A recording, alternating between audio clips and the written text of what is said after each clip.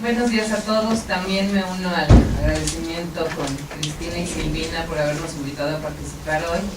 Me da mucho gusto que se haya organizado este evento y más gusto me da ver la cantidad de asistentes al evento. Esto sobre todo en el marco de recordar cómo en los años 80 los estudios y los eventos sobre Centroamérica proliferaban y luego como después parecería, o por lo menos así se veía en algunas instituciones académicas, que una vez firmados los acuerdos de paz ya no era relevante estudiar Centroamérica. Y por un lado vemos que bueno, la relevancia de estudiar Centroamérica no depende exclusivamente de si hay un conflicto o no, pero además, como se empieza a ver en algunas de estas presentaciones, pues hay una serie de factores que siguen causando problemas en la región y que es importante no cerrar los ojos a estos factores. Quiero decir que esta presentación de hoy está derivada de un trabajo más amplio que realicé junto con Ana Ángel Castillo sobre seguridad y migración en la frontera sur y que tomaba tanto una perspectiva histórica como cuestiones de análisis de momentos más recientes. En la tarde está aquí el maestro Manuel Ángel Castillo y hablará de temas relacionados con la migración en los últimos años, pero yo haré referencia fundamentalmente a la parte histórica, es decir, mi interés en los elementos que quiero presentar hoy es qué sucede en la frontera sur de México en los años 80 y 90 en función de la migración y sobre todo cómo el fenómeno migratorio empieza a ser permeado por las nociones de seguridad que afectan y condicionan una serie de medidas de control. No voy a hablar ya más que como un enunciado de qué es lo que sucede a partir del 2001, sobre todo a partir de los ataques del 11 de septiembre, cómo hay un endurecimiento de toda esta serie de políticas y sobre todo también cómo hay un compromiso de parte de los gobiernos panistas en México de frenar la migración hacia Estados Unidos. Sí quiero señalar desde ahorita que esto refleja un problema importante porque en este proceso se han ido dejando de lado el análisis y el combate a las causas fundamentales y estructurales de la migración, que tiene que ver con las necesidades no satisfechas en las sociedades de origen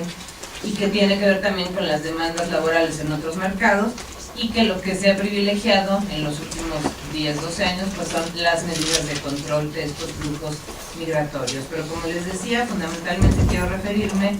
a dos temas que marcan lo que sucede en la década del 80 y del 90. En los 80, lo que ya mencionaba Mario, el refugio guatemalteco en México, y en los 90, la migración que se da hacia Estados Unidos, ya por otros motivos distintos a la guerra, pero que además se ven complementadas por otros fenómenos. Uno, pues es lo que todos sabemos, la aparición del movimiento zapatista en México, y por otro lado, la proliferación de una serie de ilícitos, la presencia de delincuentes, de bandas, de narcotraficantes, etcétera, en la zona, que también van a condicionar estas políticas de seguridad, que bueno, es uno de los temas de este coloquio del día de hoy. El primer punto, como decía, es el refugio. Para hablar del refugio, bueno, todos sabemos que a partir de la crisis centroamericana en Guatemala, El Salvador y Nicaragua, y todo este proceso de enfrentamiento fuerte entre los movimientos insurgentes y los ejércitos, las guardias nacionales, los cuerpos represivos en general, y ello va a provocar el desplazamiento de decenas de miles de centroamericanos, primero dentro de sus países y después también hacia países como México, Estados Unidos y Canadá. Cuando empiezan a llegar a México, en general se habla de que los salvadoreños son los que se diseminan más en el territorio mexicano, mientras que los guatemaltecos se concentran en Chiapas, en esta franja fronteriza, alrededor de más de 100 campamentos dispersos a lo largo de esta frontera, en municipios fundamentalmente frontera Comalapa, Trinitaria, Las Margaritas, Independencia y Ocosingo. Es interesante ver cómo, bueno, en Guatemala hay una situación de represión generalizada, no solo contra los insurgentes, sino también contra poblaciones que o apoyan a la guerrilla o supuestamente la apoyan. No hay esta distinción a fin de cuentas y se reprime de manera violenta, de manera muy amplia, fundamentalmente en estas partes del norte, del noroccidente guatemalteco, zonas indígenas, que esta represión va a provocar este éxodo masivo y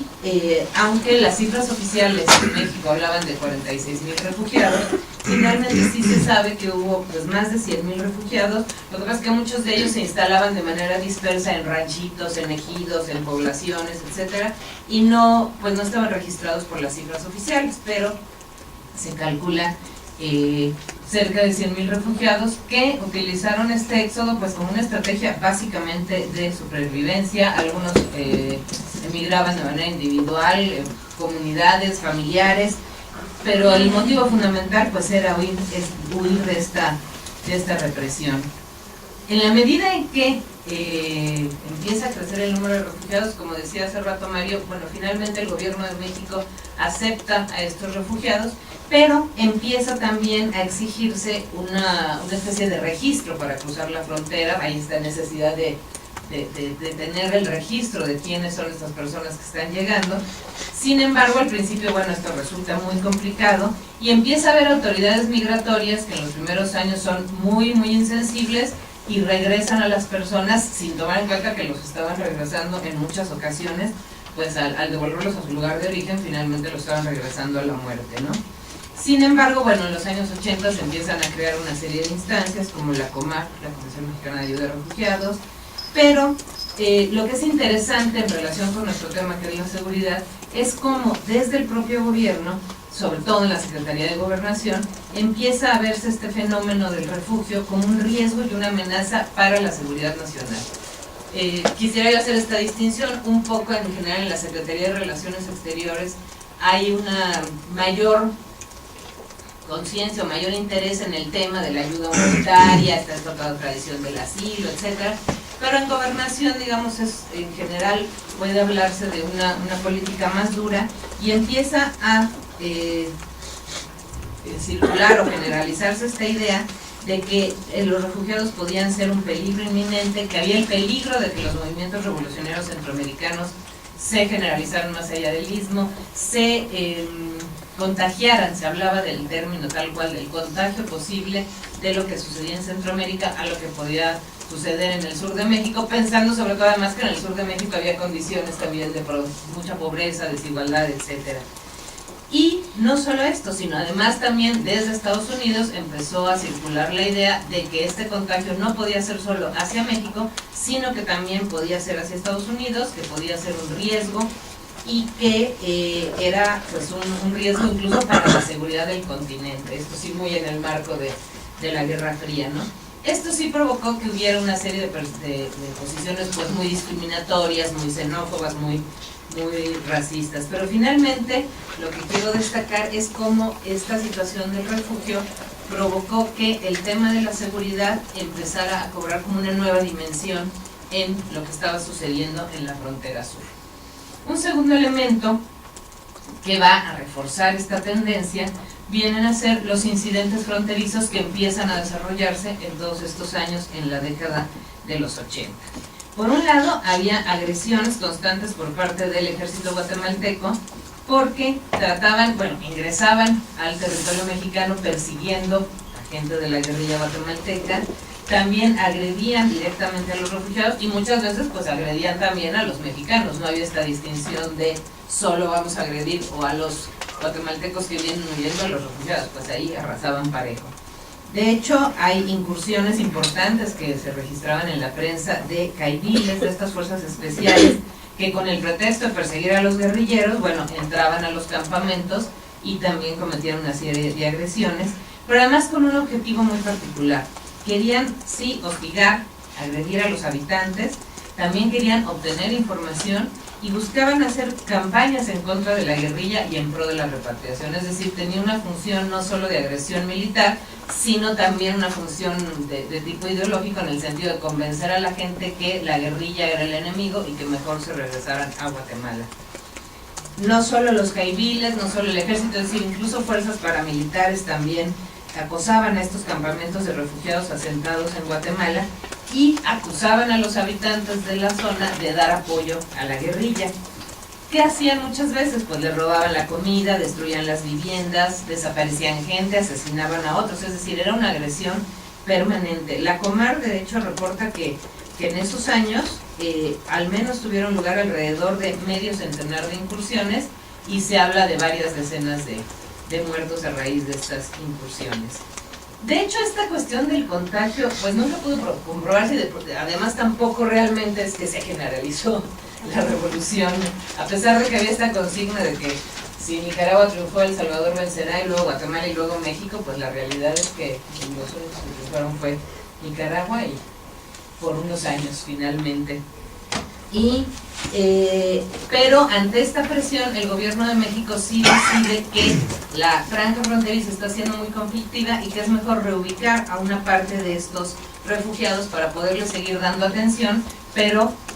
bajar un poco el perfil de estos conflictos, y entre 1983 y 85 se reubican a Campeche y Quintana Roo alrededor de 18,000 refugiados. Una parte permanece en Chiapas, pero un número importante se reubican a Quintana Roo y Campeche. De todas maneras, en todos estos años, desde mediados de los 80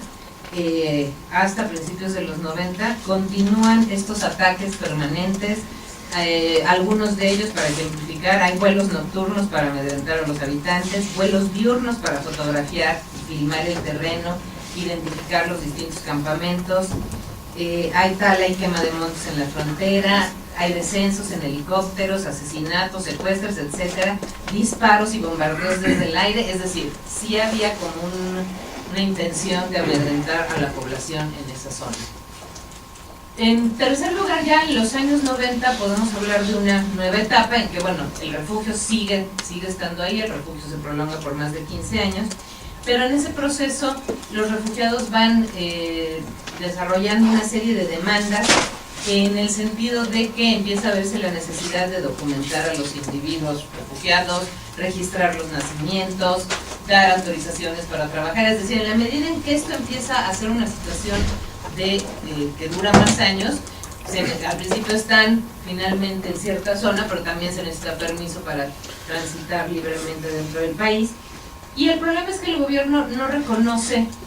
de hecho la presencia de los refugiados, más no de derecho, y va adoptando una serie de medidas, pero más por presión de los refugiados, por presión internacional, por presión de la misma situación que los obligaba a dar ciertas concesiones, más que por tener una política claramente definida. Pero sobre todo, en la medida en que la ayuda internacional también va desapareciendo, los refugiados empiezan a tener que buscar empleos remunerados, y por eso la necesidad de estos documentos que mencionaba yo anteriormente. Pero sobre todo el elemento que hizo que se tratara de documentar más a todos los refugiados y darles una serie de documentos fue que se empezaba a ver ya también la posibilidad del retorno a partir de los años 90. Y es precisamente a partir del 93 que inicia este proceso de retorno. Y entre las cifras de la Comar tiene una cifra que va desde el 84, es decir, antes del proceso de retorno, pero que abarca ya del 93 al 99, y habla de más de 40,000 repatriaciones voluntarias que se originan desde los campamentos de Chiapas, el 60% de estas repatriaciones, Campeche el 21% y Quintana Roo el 18%. Ahora, una vez que se firman los acuerdos de paz en el 96 en Guatemala, los refugiados tienen dos opciones: o retornar a su país o permanecer en México. En México, la Secretaría de Gobernación establece todo un programa de estabilización migratoria para poder regularizar la estancia de todas estas personas, y por otro lado está el grupo de quienes deciden regresar, pero que se enfrentan a una serie de problemas, no solo en el propio trayecto hacia sus lugares de origen, sino al llegar allá muchas veces no pueden regresar a sus propias comunidades, y hay una serie de complicaciones en el retorno.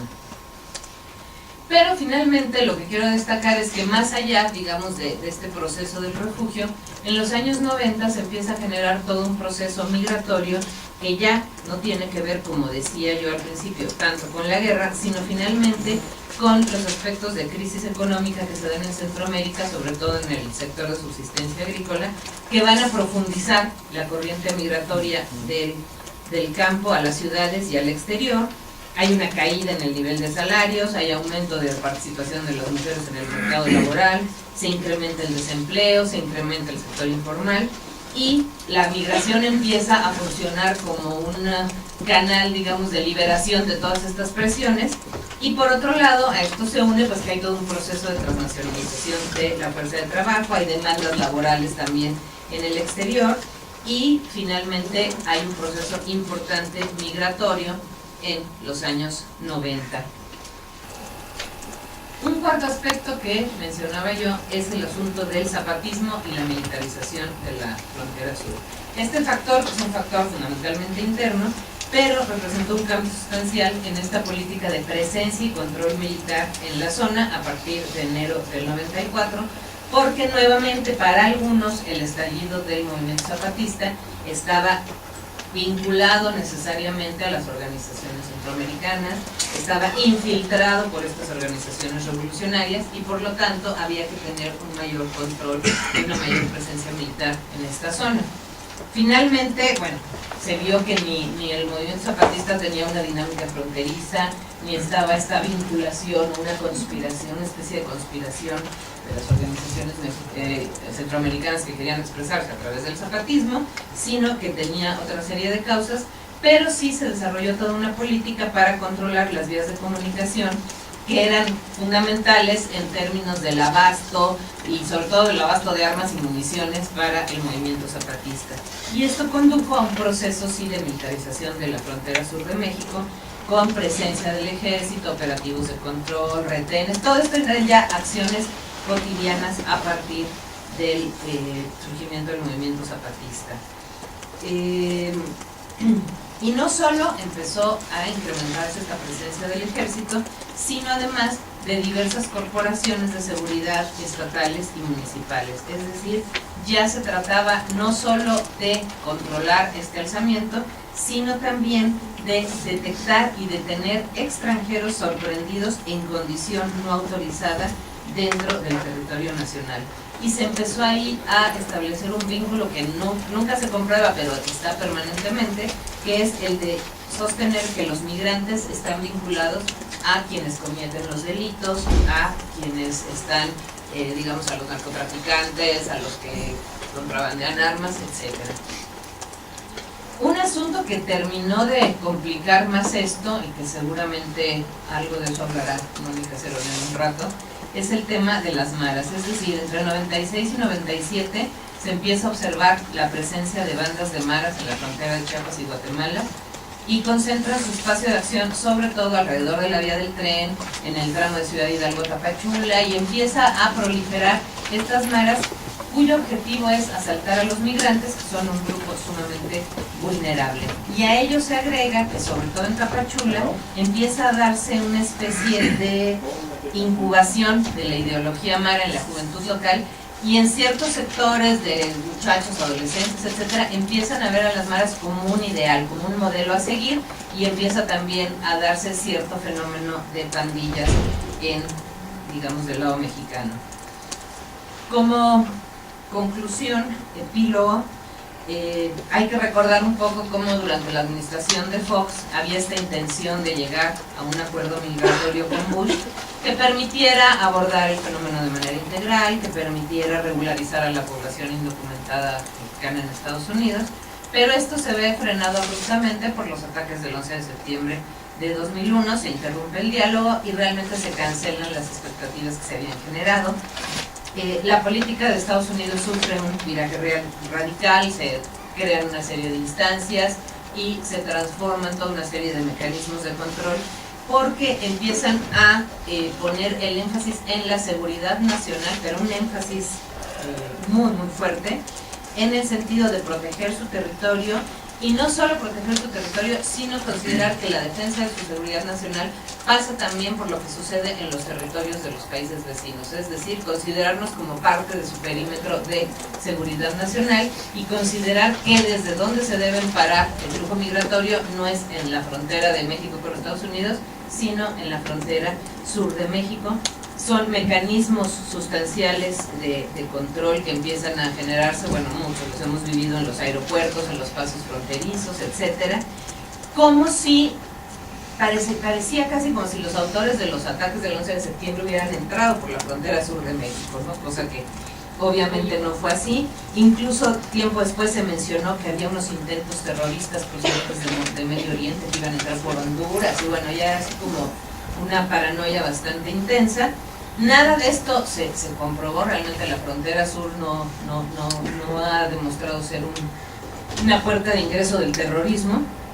pero sí se logró que el gobierno mexicano, fundamentalmente Fox y Calderón, endurecieran su política hacia la inmigración en la frontera sur y que se fijaran como objetivo impedir que los migrantes no autorizados llegaran a Estados Unidos. Se impuso pues una noción de control migratorio permeada por el concepto de seguridad. Y como decía, bueno, pues son una serie de procesos los que confluyen en esta región y los que confluyen en este problema y contribuyen a incrementar estas nociones de seguridad: el tráfico de armas, las operaciones zapatistas, el tráfico de estupefacientes, la trata de personas. Y el argumento fundamental de estos gobiernos mexicanos era que las fuerzas responsables de seguridad pública eran insuficientes e incapaces de controlar todos estos problemas y que por eso